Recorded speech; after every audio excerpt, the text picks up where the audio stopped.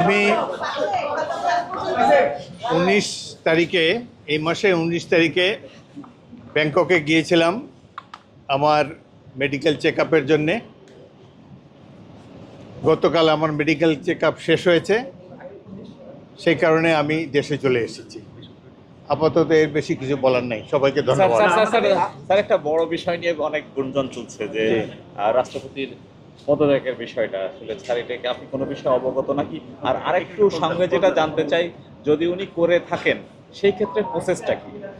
আমি দেশের বাইরে ছিলাম, সুতরাং এখানে কে পদত্যাগ করলো কি করলো আমার কিছুই জানা নেই। এখন হয়তো জানতে পাবো, মানে উনি জানি না। মানে স্যার কি যদি রাষ্ট্রপতি যদি পদত্যাগ করেন তাহলে স্পিকারের কাছে পদত্যাগ করবেন এবং আগামী 90 দিনের মধ্যে জাতীয় সংসদ একজন নতুন প্রেসিডেন্ট নির্বাচিত করবেন। এই হলো সংবিধানের পজিশন। ধন্যবাদ।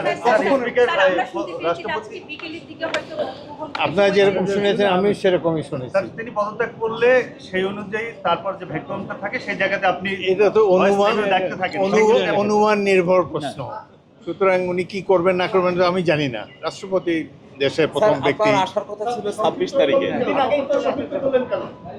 স্যার, আপনার ফেরার কথা ছিল 26 তারিখে, কিন্তু আপনি 2 দিন আগে। জি, আমার একটু ব্যক্তিগত কাজ আছে। রাষ্ট্রপতি পদত্যাগ কালকে করলে আমার মেডিকেল চেকআপ যেহেতু শেষ হয়েছে সেই জন্যই আমি এসেছি। রাষ্ট্রপতি পদত্যাগ করলে তো পরবর্তী দায়িত্ব আপনার উপরই পড়বে সংবিধান অনুযায়ী।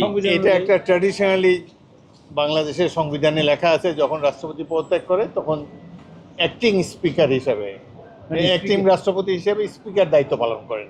বাট মূল রাষ্ট্রপতি নির্বাচন করে জাতীয় সংসদ, সেটা 3 মাসের মধ্যে করতে হয়। এটা হলো সংসদের পজিশন। Thank you. ধন্যবাদ। Thank you sir. আর এদিকে স্যার,